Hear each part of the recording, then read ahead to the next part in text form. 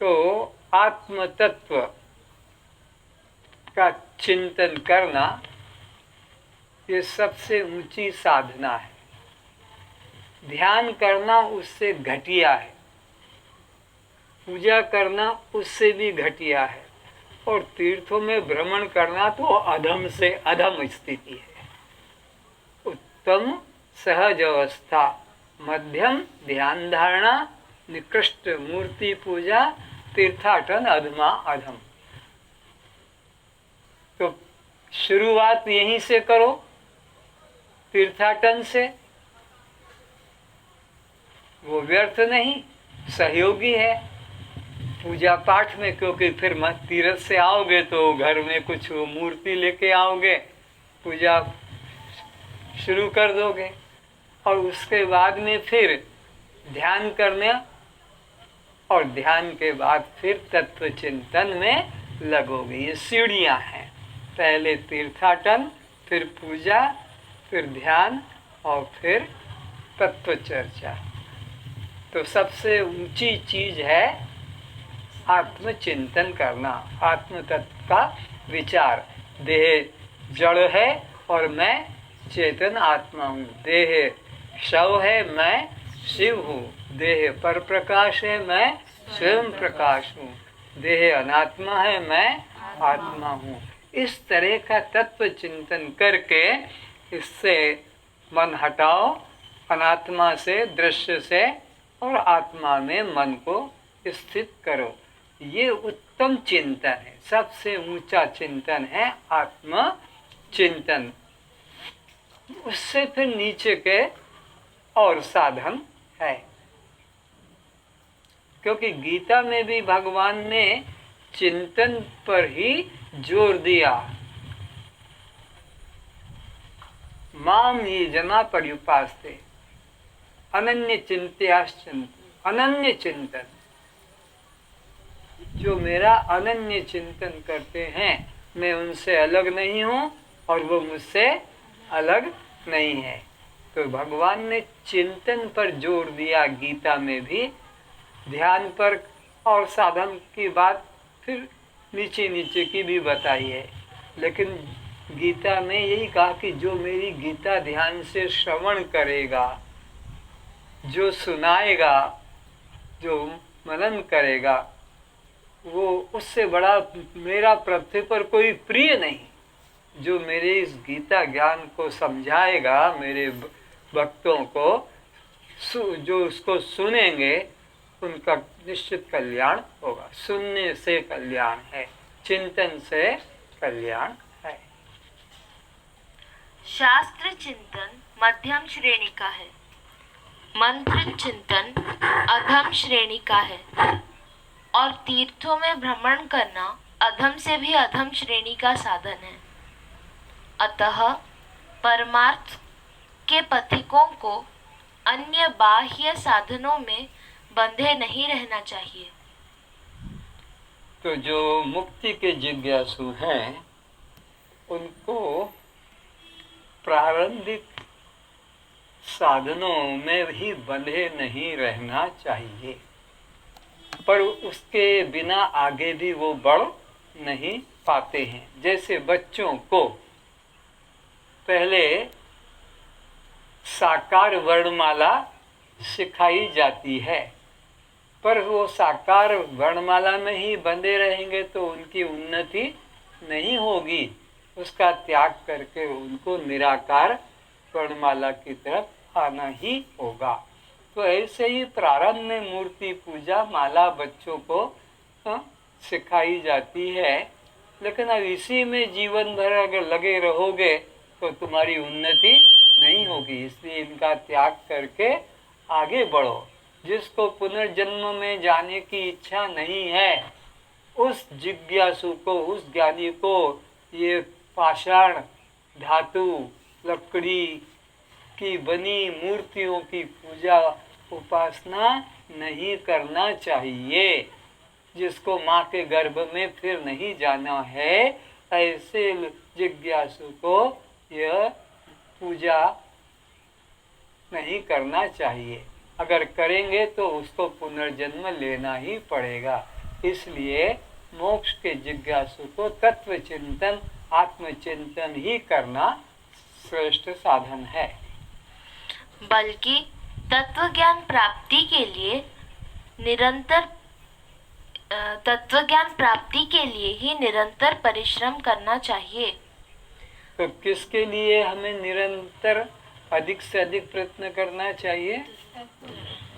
तत्व चिंतन। तत्व नाम है आत्मा का। आत्मचिंतन का ही अभ्यास करें।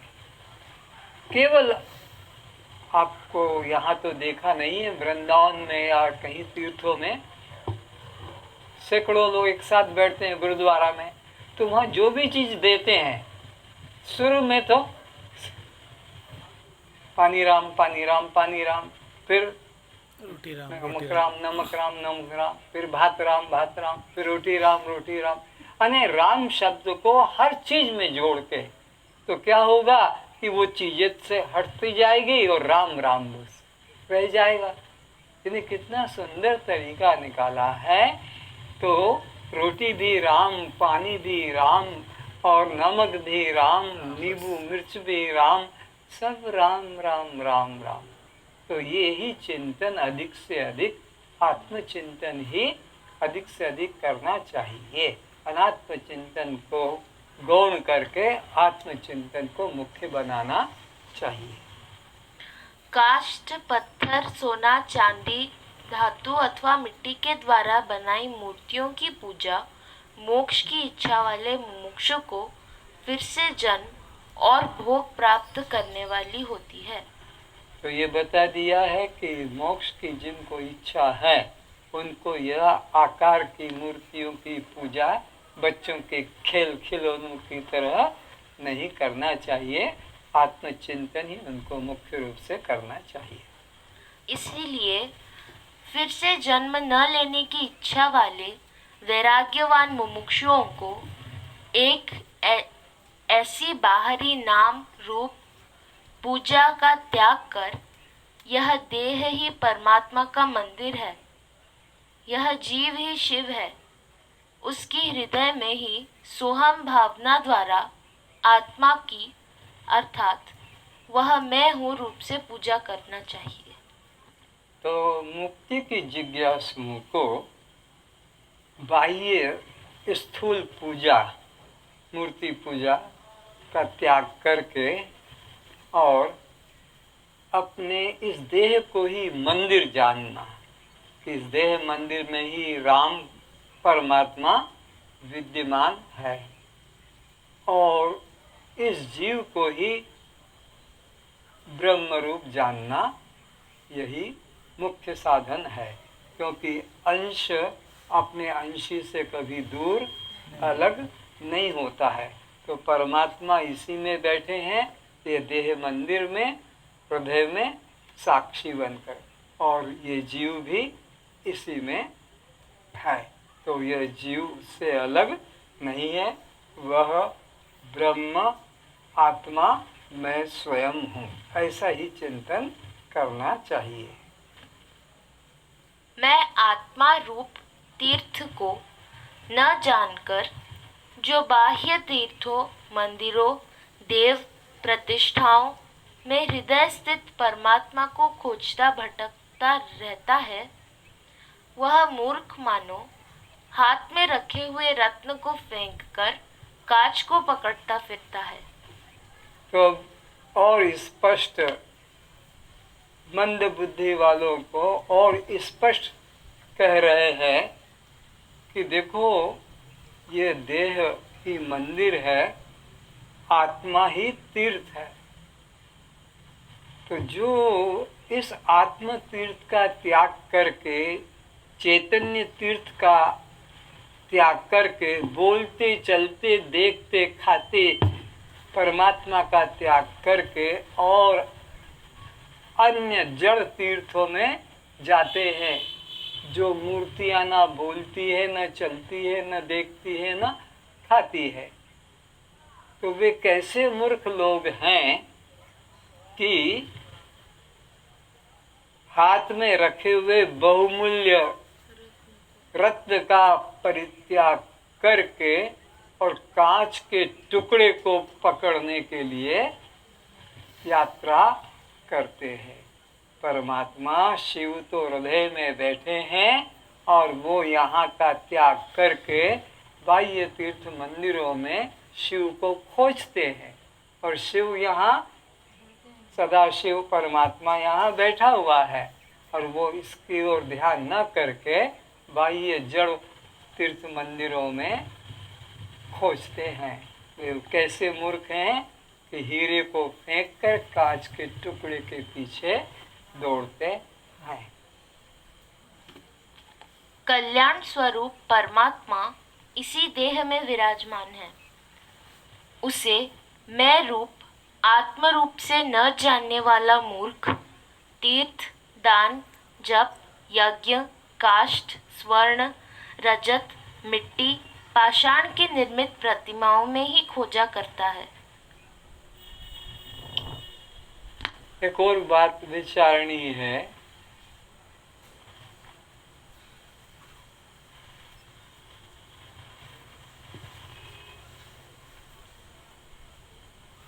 मनुष्य के द्वारा जो भी चीज निर्मित होती है वो उससे कभी बड़ी नहीं हो सकती। ये मकान भी जो इतना ऊंचा उठा है तो बनाने वाले से थोड़ा 6 इंच छोटा ही होता है।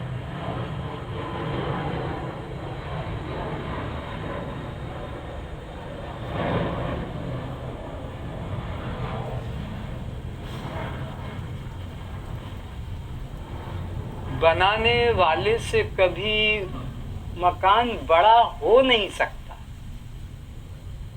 छोटा ही होगा। फिर वो मचान बदलता रहता है। 5 फीट का बना लिया, बनाने वाला 5.5 फीट की ऊंचाई का था तो 5 फीट तक की चुनाई कर दी। अब 6 फीट का कैसे वो बना सकेगा ऊपर? तो वो फिर मचान बदल कर और 10 मंजिल की 20 मंजिल पर। तो इसी प्रकार ये जो मूर्तियां बनाई जाती है मनुष्य के द्वारा, वो मनुष्य से बड़ी कैसे हो सकती है? बनाने वाले से जिसे बनाया जाता है वो छोटा ही होता है। और एक दृष्टांत याद आता है कि तुम जिस चीज को खरीद कर लाते हो, जितने में भी लाख करोड़ 10 करोड़ का, वो तुम्हारे से धन से छोटा ही होता है। तुम जिस चीज को बाजार से खरीद के लाए, जैसे 500 रुपए में साड़ी लाए, तो वो हमेशा खरीदी हुई वस्तु तुम्हारी धन से छोटा ही होगा। तो वो 500 पे तुम देकर आए हो तो वो 300 रुपए का माल होगा, क्योंकि 200 रुपया उसने अपना जोड़ के और तुमसे ज्यादा लिया। तुमने 10,000 का भी कोई सामान लिया कि 1 लाख का सामान लिया, तो वो दुकान वाला 1 लाख का 1 लाख के सामान कैसे देगा? क्योंकि उसका परिवार, दुकान का किराया, नौकर, सारे तो खर्चे हैं। तो तुम्हारे कीमत से वो छोटा ही होगा। तो तुम जो माला पूजा जब करोगे, ये कीमत उससे भगवान मिलेगा, वो छोटा ही होगा, बड़ा कैसे हो सकता है? तुम्हारे जप का, तुम्हारे ध्यान का, तुम्हारे त्याग का जो है त्याग का कीमत, उससे भगवान छोटा ही होगा। तो मनुष्य बनाए जिसे, वो परमात्मा कभी नहीं हो सकता है। मनुष्य को जिसने बनाया है वो परमात्मा होगा। मनुष्य जिसे बनाता है, दुर्गा, गणेश, सरस्वती रोड पे बैठे बना बना के बिक्री कर रहे हैं, ये परमात्मा मनुष्य से बड़ा नहीं हो सकता है। लेकिन अज्ञानी लोग वो बनाने वाले को बड़ा नहीं मानेंगे। उसके कपड़े फट रहे हैं, बनाने जिसने मंदिर की मूर्ति बनाई, 1 लाख 10 लाख का मंदिर तुमने बनाया, मूर्ति जिसने बनाई, उसको बेचारे को कपड़ा भी नहीं देंगे, खाने को भी नहीं देंगे, पहले उसको देंगे। किसको? जिस मूर्ति को देंगे। और मूर्ति जिसने बनाई वो भूखा बैठा है बाहर, बोले अभी नहीं मिलेगा, पहले भगवान खाएंगे फिर तुमको देंगे। पर भगवान को बनाया तो उसी ने है। तो ये ऐसे समाज के अंदर अंधविश्वास है। तो मैं वो परमात्मा हूँ, उसके साथ सोहम भाव रखना ही उचित साधन है।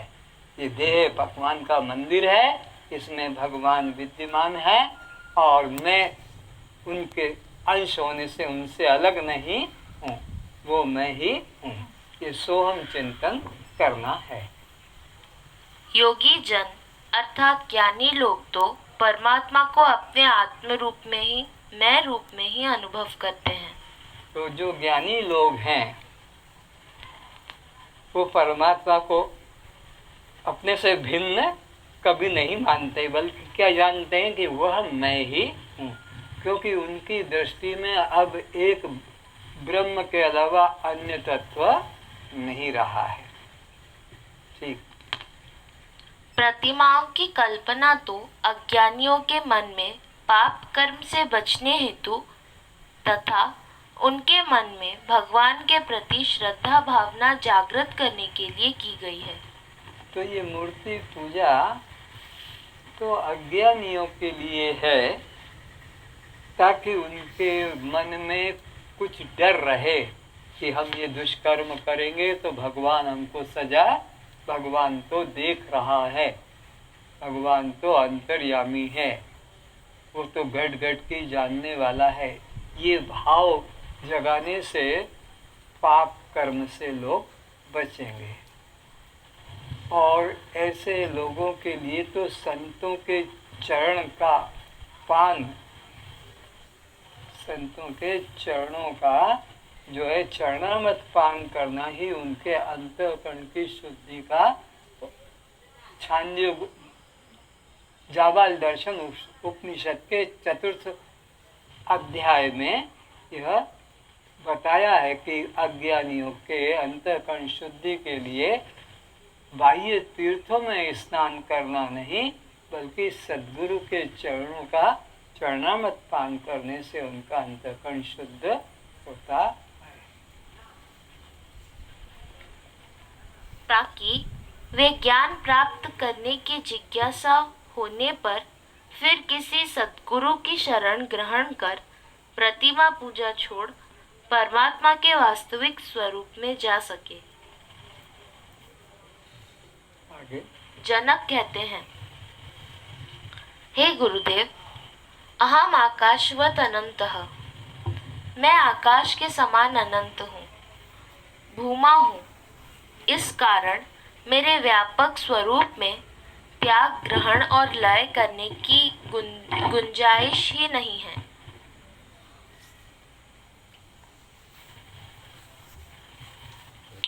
फिर से जनक कहते हैं, हे गुरुदेव, अहम आकाशवत अनंतः, मैं आकाश के समान अनंत भूमा हूँ।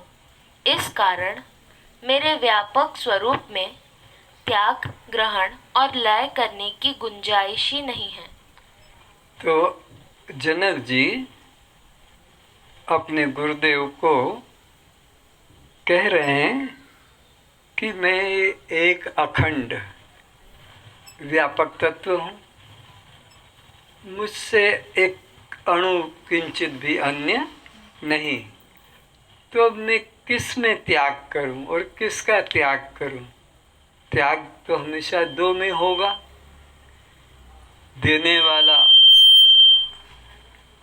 और एक कोई पाने वाला हो। देने वाला दाता होता है, पाने वाला जो है वह भिखारी होता है। तो इस तरह तो मुझे कुछ द्वैत दिखाई नहीं पड़ता, तो किसका मैं त्याग करूं?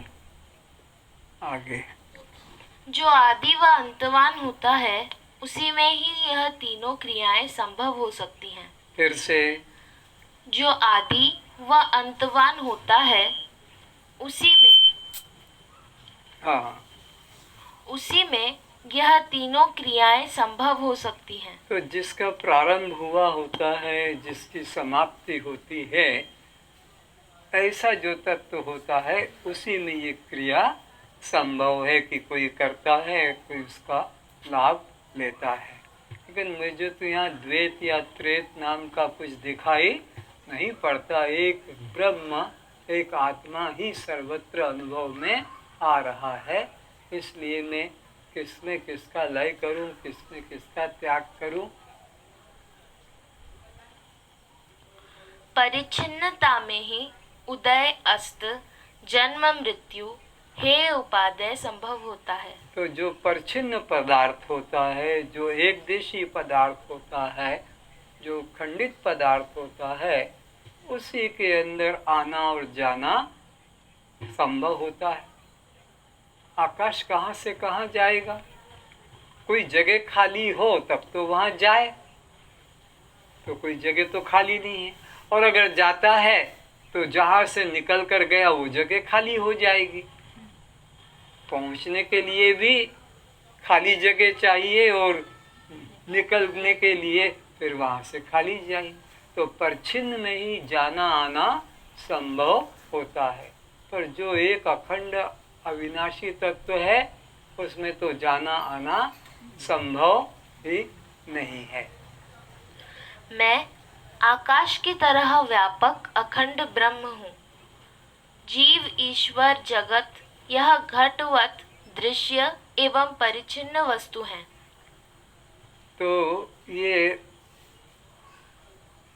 कल्पना कर ली है घट आकाश, मठ आकाश की, और उसकी वजह से महाकाश की। लेकिन आकाश तो एक ही अखंड है। इसी तरह अविद्या से जीव की कल्पना कर ली और माया से ईश्वर की कल्पना कर ली। लेकिन चेतन परमात्मा तो एक अखंड घटमट उपाधि से रहित आकाश एक है। ऐसे ही अविद्या माया उपाधि से रहित जीव, ईश्वर उपाधि से रहित ब्रह्म तो एक ही है। अंतवान, विनाशी, परिच्छिन्न वस्तु का लय तो अनंत, अविनाशी, असीम में होता है। तो परिच्छिन्न वस्तु का, सीमित वस्तु का लय अपरिच्छिन्न में होता है। समुद्र नदी में लय नहीं होने आएगा, बल्कि नदी ही समुद्र में लय होती है। तो परिच्छिन्न पदार्थ, एक देशी पदार्थ ही विराट में लय होता है। तो मैं तो खुद ब्रह्म रूप हूँ, अब मैं किसमें किसको लीन करूं? किंतु असीम अनंत ब्रह्म का लय किसमें किया जाए?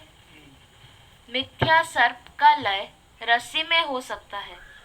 मिथ्या रजत का लय सीप में हो सकता है। अध्यस्त आरोपों का लय अधिष्ठान में होता है। यह बातें तो समझ आ जाती हैं, किंतु मैं आकाश की तरह आगे पीछे, ऊपर नीचे, दाएं बाएं, भीतर बाहर एक रस मिश्री की तरह हूँ। मैं तो सर्व का अधिष्ठान हूँ, फिर मेरा लय किसमें हो सकेगा? तो गुरुदेव, जो आप लय करने की बात कह रहे थे कि अपने को तू लय कर दे, तो रस्सी, मंद अंधकार में पड़ी रस्सी में सर्प का जो भ्रम होता है, तो उसका तो लय रस्सी में किया जा सकता है। प्रकाश होने पर, प्रकाश आ गया तो रस्सी में जो सांप देखा था वो रस्सी में लीन हो गया। वो जो मरुस्थल में जल दिख रहा था, वो विवेक हो जाने पर उसी में लीन हो गया, क्योंकि वहाँ जाकर देखा कि कुछ है ही नहीं। परिच्छिन्न चीज का लय हो जाता है।